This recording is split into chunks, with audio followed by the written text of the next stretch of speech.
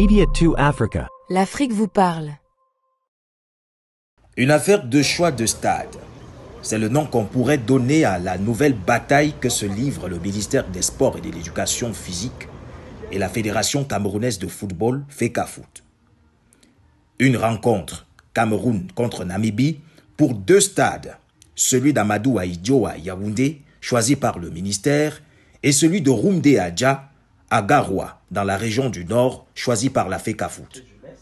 Dans les chaumières, notamment en radio tout comme sur les plateaux de télévision, le sujet cristallise les débats. Oui, justement parce que c'est des batailles qui n'ont rien à voir avec le football en lui-même.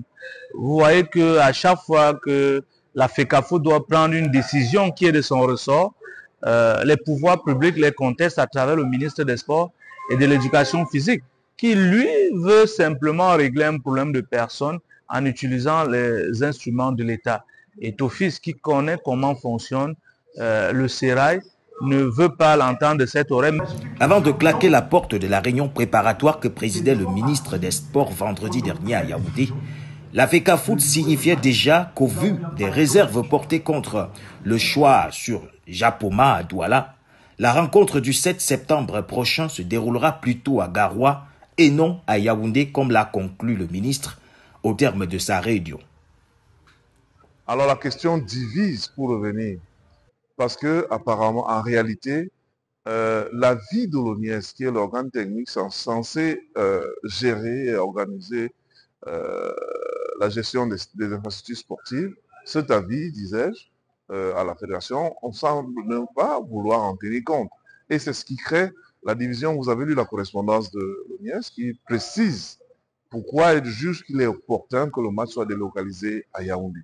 Et je crois que, en général, les responsables, avant la décision, posent un certain nombre de questions, demandent un certain nombre de rapports pour faciliter leur décision.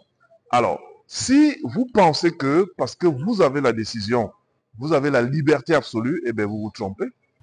Les 2 communiqués que viennent de publier les 2 parties, choisissant chacune son stade pour la même rencontre Cameroun-Namibie prévue dans pratiquement 2 semaines, traduisent une radicalisation du conflit.